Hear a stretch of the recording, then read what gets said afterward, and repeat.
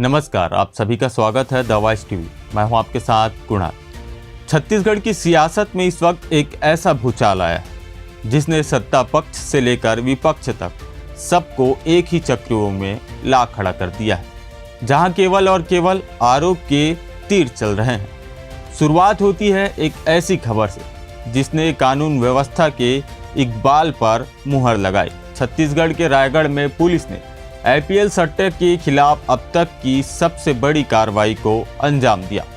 Police की team ने एक हाई प्रोफाइल सिंडिकेट के ठिकाने पर अचानक छापा मारकर मौके से 1 करोड़ रुपए से भी अधिक भारी भरकम नकदी, नोट गिनने की मशीन और सट्टा से जुड़े कई अहम दस्तावेज जब्त किए। इस पूरे काले कारोबार और सट्टा नेटवर्क को नेस्तनाबूद करते हुए पुलिस ने सिंडिकेट के मुख्य सरगना करण चौधरी के साथ ही उनके 2 बड़े सहयोगी पुष्कर अग्रवाल और सुनील अग्रवाल को रंगे हाथों गिरफ्तार कर जेल की सलाखों के पीछे भेज दिया है। पर बात यहीं आकर नहीं रुकी। करण चौधरी की इस हाई प्रोफाइल गिरफ्तारी के बाद से सोशल मीडिया और राजनीतिक गलियारों में तस्वीरों को लेकर आरोप प्रत्यारोप और खींचतान का वो दौर तेज हो गया जिसने मर्यादा की सारी सीमाएं लांघ दी। विरोधी दलों और समर्थकों द्वारा नेताओं की पुरानी या वायरल तस्वीरों को हथियार बनाकर एक दूसरे पर तीखी राजनीतिक निशाना साधा जा रहा है। और सबसे बड़ी बात यह है, इस आरोपी का फोटो कोई आम नागरिक नहीं बल्कि हमारे छत्तीसगढ़ के पूर्व मुख्यमंत्री भूपेश बघेल, पूर्व डिप्टी सीएम टीएस बाबा और वर्तमान वित्तीय मंत्री ओपी चौधरी जैसे बड़े नाम पोस्ट कर रहे हैं जो इस सूबे के तकदीर और तस्वीर तय करते हैं। आइए हम आपको बताते हैं कि इस फोटो पॉलिटिक्स की शुरुआत आखिर हुई कहां से और कैसे यह मामला एक आम सट्टेबाज की गिरफ्तारी से बढ़कर छत्तीसगढ़ का सबसे बड़ा राजनीतिक दंगल बन गया है। देखिए हमारी खास रिपोर्ट।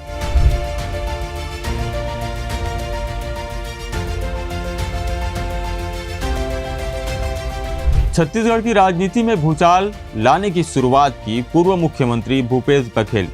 उन्होंने अपनी आधिकारिक सोशल मीडिया हैंडल पर एक तस्वीर पोस्ट करते हुए सीधे सरकार की नीति और निष्ठा पर सवाल या निशान लगाए। भूपेश बघेल ने इस पोस्ट को जो शीर्ष दिया उसने रायपुर से लेकर दिल्ली तक की सियासत में हलचल मचा दी। बघेल ने लिखा, भाजपा की सत्ता, भाजपा का सट्टा।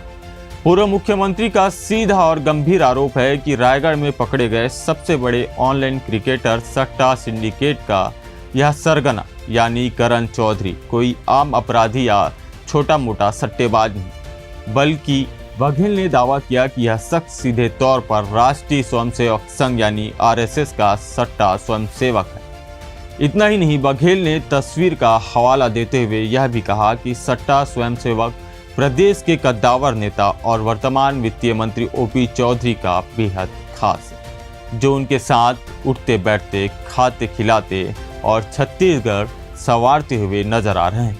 विपक्ष का आरोप है कि इस आरोपी की पहुंच इतनी रसूखदार है कि यह सीधे मुख्यमंत्री कार्यालय तक अपनी धमक रखता है। भूपेश बघेल ने इस पूरी कार्रवाई के बाद सरकार को घेरते हुए कई तीखे सवाल दाग दिए हैं जिन्होंने सत्ता के गलियारों में हड़कंप मचा दिया है। भूपेश बघेल ने सिर्फ तस्वीर पोस्ट नहीं की बल्कि उन्होंने इस पूरी सिंडिकेट के आर्थिक साम्राज्य पर भी गंभीर टिप्पणी की है। उन्होंने अपनी पोस्ट में साफ तौर पर लिखा है कि रायगढ़ से संचालित होने वाला यह नेटवर्क ब्लैक मनी को हवाला के जरिए सफ़ेद यानी वाइट करने का एक बहुत बड़ा जरिया था। पुलिस को मौके से जो 1 करोड़ से अधिक की नकदी, नोट गिनने की मशीन, 4 मोबाइल और वित्तीय लेन देन के बेहद अहम और पुख्ता साक्ष्य बरामद होने की सूचना मिली है, उसे आधार बनाकर बघेल ने सरकार से जवाब मांगा है। बघेल ने एक बेहद विज्ञानात्मक और तीखा सवाल दागते हुए पूछा, सट्टा, हवाला और ब्लैक मनी के इस खेल में खिलाड़ी तो पकड़े गए लेकिन कप्तान का वित्त अब कौन संभालेगा। इस एक लाइन ने सीधे तौर पर राज्य के वित्तीय मंत्री और सरकार के शीर्ष नेतृत्व पर उंगली उठा दी है। बघेल यही नहीं रुके, उन्होंने संघ और भाजपा पर वैचारिक हमला बोलते हुए चेतावनी भरे लहजे में लिखा कि इस तरीके के ना जाने कितने सट्टे स्वयंसेवक शाखाओं में तैयार किए जा रहे हैं। सावधान, इस बयान ने छत्तीसगढ़ की राजनीति के तापमान को चरम पर पहुंचा दिया है। भूपेश बघेल की इस बेहद आक्रामक और सीधे हमले के बाद सत्ता पक्ष में भी खलबली मचना स्वाभाविक था, लेकिन इस फोटो पॉलिटिक्स में वर्तमान वित्तीय मंत्री ओपी चौधरी ने जो पलटवार किया वो बेहद अनोखा और आक्रामक अंदाज में था। ओपी चौधरी शांत रहने वाले नेताओं में से नहीं है। उन्होंने भूपेश बघेल के आरोपों की धज्जियां उड़ाते हुए उन पर सीधा पलटवार कर डाला। वित्तीय मंत्री ने बिना किसी लांग लपेट के कहा कि पूर्व मुख्यमंत्री भूपेश बघेल सिर्फ और सिर्फ अपनी राजनीतिक जमीन बचाना और राजनीति चमकाने के लिए इस तरह के अनर्गल और सरासर झूठ का सहारा ले रहे हैं। उन्होंने बघेल के आरोप को पूरी तरह स्तरहीन करार दिया। ओपी चौधरी ने कहा कि कल आपने एक सट्टेबाज द्वारा मेरे और मुख्यमंत्री जी के साथ पोस्ट की गई तस्वीर को आधार बनाकर अपराधियों को प्रश्रय देने के जो आरोप लगाया है वह बेहद आश्चर्यजनक है कि प्रदेश का एक पूर्व मुख्यमंत्री इस स्तर पर उतर आया है। और इसके बाद ओपी चौधरी ने जो किया उसने इस पूरी राजनीतिक लड़ाई का पासा ही पलट कर रख दिया। वित्तीय मंत्री ओपी चौधरी ने भूपेश बघेल के आरोपों का जवाब सिर्फ शब्दों में नहीं बल्कि तस्वीरों के बदलते तस्वीर से दिया। उन्होंने अपने तर्कस से ऐसे तीर निकाले जिस कांग्रेस खेमे को रक्षात्मक होने पर मजबूर कर दिया। ओपी चौधरी ने उसी आरोपी करण चौधरी की कई पुरानी तस्वीर सार्वजनिक कर दी जो कांग्रेस के बड़े नेताओं के साथ थी। उन्होंने तस्वीर साझा करते हुए कहा कि मैं उसी व्यक्ति की तस्वीर आपकी सरकार में उप मुख्यमंत्री टीएस सिंहदेव जी के साथ और आपकी सरकार में मंत्री रहे जय सिंह अग्रवाल के साथ साझा कर रहा हूँ। एक तस्वीर को दिखाते हुए वित्तीय मंत्री ने तंज कसा कि इसमें तो वह कांग्रेस के पूरे कुनबे के साथ मुस्कुराता हुआ खड़ा है। वहीं टीएस सिंहदेव वाली तस्वीर पर निशाना लगाते हुए ओपी चौधरी ने बेहद गंभीर और तीखा हमला बोला। उन्होंने कहा कि इस तस्वीर में तो उसकी पहुंच सीधे नेताजी के बेडरूम तक दिखाई दे रही है, मानो कि वह उनकी किचन कैबिनेट का ही एक बेहद अहम हिस्सा हो। इस खुलासे ने कांग्रेस के भीतर भी खलबली मचा दी कि आखिर यह सट्टेबाज हर दल के शीर्ष नेताओं के इतना करीब कैसे पहुंच गया। कांग्रेस नेताओं के साथ आरोपी की तस्वीर जारी करने के बाद ओपी चौधरी ने भूपेश बघेल को उन्हीं के जाल में घेरने की रणनीति अपनाई। उन्होंने बघेल से सीधा और तीखे सवाल पूछते हुए कहा, भूपेश बघेल जी, आप क्या कहेंगे? क्या आपके नेताओं पर भी वही आरोप लगेंगे जो आप कल तक हम पर लगा रहे थे? क्या आप इन तस्वीरों को भी उसी तरह अपने सोशल मीडिया हैंडल पर पोस्ट करने की हिम्मत दिखाएंगे? इसके बाद वित्तीय मंत्री के सार्वजनिक जीवन की व्यवहारिक कठिनाइयों का जिक्र करते हुए एक बड़ा तर्क सामने रखा। उन्होंने कहा कि सार्वजनिक जीवन में यह बेहद स्वाभाविक है कि जब कोई प्रतिनिधि रोज अपने विधानसभा क्षेत्र या प्रदेश के किसी हिस्से में जाता है तो वहां 200-400 माताएं बहनें, युवा, बुजुर्ग और आम नागरिक आपके साथ आकर तस्वीर खिंचाते हैं। ऐसे में व्यवहारिक रूप से यह किसी के लिए भी संभव नहीं कि वह हर व्यक्ति का बैकग्राउंड वेरिफिकेशन करे, उसका पुलिस वेरिफिकेशन चेक करे और फिर उसके साथ तस्वीर खिंचाए। ओपी चौधरी ने भूपेश बघेल का तीखा हमला जारी रखते हुए कहा कि असली गुनाह तो अपराधी को जानबूझ संरक्षण देना है, जो आपकी कांग्रेस सरकार 5 सालों तक लगातार छत्तीसगढ़ में देती रही है। उन्होंने सरकार की पीठ थपथपाते हुए और पुलिस का मनोबल बढ़ाते हुए कहा कि मैं आपसे पूछना चाहता हूं कि अगर हमारी वर्तमान भाजपा सरकार इस व्यक्ति या इस सिंडिकेट को किसी भी तरह का संरक्षण या प्रश्रय दे रही होती तो क्या आज रायगढ़ पुलिस इतनी बड़ी बहादुरी दिखा पाती? क्या पुलिस 1 करोड़ की नकदी, नोट गिनने की मशीन और पुख्ता डिजिटल सबूत के साथ इस पूरे सट्टे सिंडिकेट को नेस्तनाबूद कर पाती? वित्तीय मंत्री के यह साफ किया कि उन्होंने खुद भूपेश बघेल के सोशल मीडिया पर पोस्ट करने से करीब 5-6 घंटे पहले ही रायगढ़ पुलिस की इस शानदार और जाबाज कार्रवाई के लिए उन्होंने बधाई दी थी। उन्होंने कहा कि भाजपा जैसी अनुशासित और कानून सम्मत पार्टी के लिए किसी भी अपराधी को पनाह देने के बजाय उस पर सख्ती से सख्त कानूनी कार्रवाई करना ही हमेशा से पहली प्राथमिकता रही है और रहेगी। इस राजनीतिक जंग में वित्तीय मंत्री ओपी चौधरी ने कांग्रेस शासनकाल के पुराने जख्मों को कुरेदने में कोई कसर नहीं छोड़ी। उन्होंने कांग्रेस और भाजपा की राजनीति के बीच का अंतर साफ करते हुए कहा कि भूपेश बघेल जी, आपकी और हमारी राजनीति में फर्क बिल्कुल साफ है। आपकी सरकार के समय में महादेव ऐप के बड़े बड़े आरोपी सीधे मुख्यमंत्री निवास में पनाह पाते थे। शराब घोटाले के मुख्य सरगना ईडी के चार्जशीट में नाम आने के बाद भी आपके साथ खुलेआम मन साझा करते थे। इतना ही नहीं, कोयला लेवी घोटाले के आरोपी सीधे सीएमओ से बैठकर पूरी प्रशासनिक सिस्टम को अपनी उंगलियों पर चलाते थे। ओपी चौधरी ने आरोप लगाया कि आपकी सरकार हमारे अपराधियों के लिए एक मजबूत ढाल बनी रही, जबकि इसके विपरीत हमारी वर्तमान भाजपा सरकार आज अपराधियों पर काल बनकर टूट रही है। रायगढ़ की जनता आज भी उस दौर को याद करके सिहर उठती है जब आपके राज्य में पुलिस अपराधियों की संरक्षण नहीं बल्कि खुद अपराधियों की संचालक बन गई थी और जुआ सट्टा सबका संचालन खुद पुलिस के जरिए ही करवाया जा रहा था।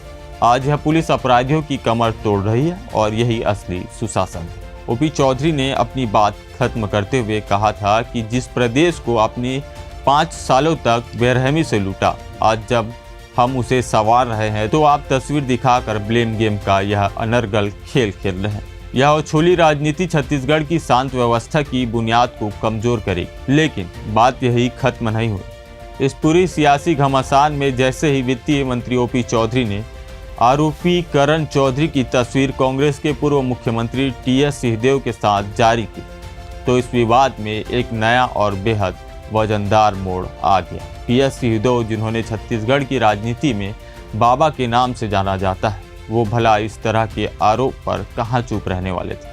उन्होंने इस मामले में अपना नाम घसीटे जाने पर बेहद कड़ा और दो टूक रूप इख्तियार किया। बाबा ने सोशल मीडिया पर आते ही बिना किसी लांग लपेट के सीधे तौर पर सत्ता पक्ष और ओपी चौधरी के इस कदम पर अपना गहरा आक्रोश और आपत्ति दर्ज करा दी, जिसने इस बात को त्रिकोणीय बना दिया। पूर्व उप मुख्यमंत्री टीएस सिंहदेव ने अपने बयान में बेहद तल्ख अंदाज में लिखा कि बिना किसी ठोस कारण के केवल किसी को राजनीतिक जवाब देने के लिए मेरा नाम इस पूरे विवाद में घसीटना अत्यधिक दुर्भाग्यपूर्ण और पूरी तरीके से अनावश्यक था। बाबा ने अपनी सार्वजनिक जीवन में सिद्धांतों को दोहराते हुए कहा कि एक जनप्रतिनिधि होने के नाते मेरे दरवाजे समाज के हर छोटे बड़े व्यक्ति के लिए हमेशा खुले हैं। यह मेरी जनता के प्रति प्रतिबद्धता है और हमेशा रहेगी। इसके बाद बाबा ने जो खुलासा किया, उसने तीर वापस भाजपा के पाले में मोड़ दिया। उन्होंने साफ साफ कहा कि जिस व्यक्ति यानी करण चौधरी की यहाँ इतनी चर्चा हो रही है, उसका सीधा संबंध एक विशेष धार्मिक संगठन से है। वह आरएसएस से जुड़ा है और भाजपा के ही कई बड़े नेताओं के साथ उसके बेहद करीबी संबंध है।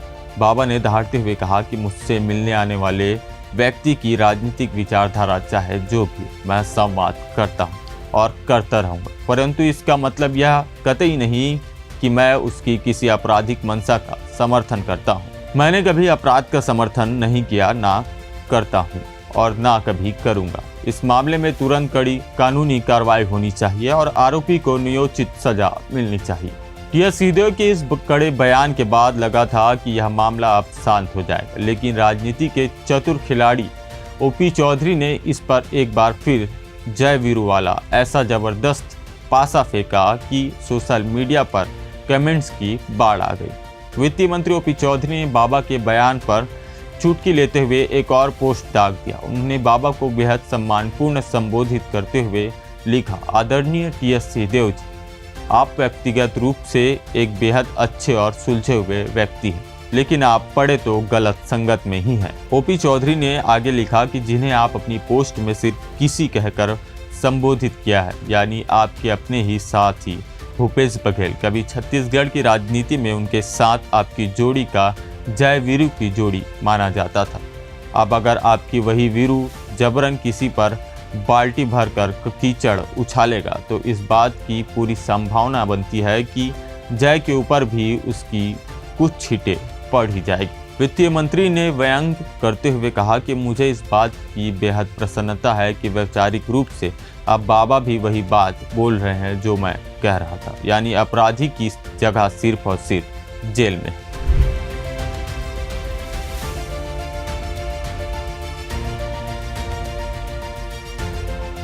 ये तो रही छत्तीसगढ़ में चल रही फोटो पॉलिटिक्स की पूरी और अंदरूनी कहानी। लेकिन आज एक बड़ा और बुनियादी सवाल हम इस मंच से छोड़ना चाहेंगे। बात सिर्फ नेताओं के बयान या पलटवार की नहीं, बात गहरी है। क्या आज के इस दौर में किसी भी जनप्रतिनिधि या आम इंसान को किसी के साथ महज एक फ़ोटो खिंचवाने के लिए भी उसका पूरा बैकग्राउंड खंगालना होगा? क्या हमें हर तस्वीर से पहले सामने वाले का पुलिस वेरिफिकेशन देखना होगा? अक्सर यह देखा जाता है कि सार्वजनिक जीवन या किसी सामाजिक कार्यक्रम में, शादी में या रैलियों में कोई भी व्यक्ति आता है और नेताओं के साथ तस्वीर खिंचवा लेता है। अब अगर आगे चलकर वह व्यक्ति समाज में या कानून की नज़र में कोई अपराध करता है, कोई गलती करता है, तो क्या उस एक तस्वीर की वजह से उस फ्रेम में मौजूद हर वो शख्स उस अपराध में शामिल मान लिया जाएगा? बात यहाँ किसी एक राजनीतिक दल की नहीं, ना पक्ष की है ना विपक्ष की। बात यहाँ हमारी और आपकी राजनीतिक सोच की है। अगर यही स्तर रहा तो कल को ऐसी ना जाने कितनी और तस्वीर निकल कर सामने आ जाएगी, और फिर होगा क्या? हमारे नेताओं और हमारी मीडिया ज़मीनी समस्या को पूरी तरह छोड़कर सिर्फ और सिर्फ उस कागजी फ़ोटो पर हफ्तों तक बहस करना चालू कर देंगे। इन चीज़ों से छत्तीसगढ़ की जनता का कुछ भला नहीं होने वाला। इसलिए समय आ गया है कि हमारी सियासत आपकी सोच बदले। राजनीति जरूरी है, राजनीति करिए, जम कर करिए, लेकिन तस्वीरों के इस खोखले आधार पर नहीं, बल्कि आम जनता को हो रही मूलभूत और असली समस्याओं पर। राजनीति करनी है तो छत्तीसगढ़ की बदहाल सड़कों पर करिए, पीने के साफ पानी पर करिए, बिजली की कटौती पर करिए और युवाओं की बेरोजगारी पर करिए। इस तस्वीर की सियासत को देखकर तो बस यही मशहूर शेर याद आता है। अजीब मंजर है इस दौरे ए सियासत का, जहां चोर भी शोर मचाता है कि चोरी हो गई। जनता सब देख रही है और सब समझ रही है कि असली मुद्दा क्या है और भटकाने वाले मुद्दे कौन से। फिलहाल इस खबर में इतना ही। खबरें और भी हैं, देखते रहिए द वॉइस टीवी। नमस्कार।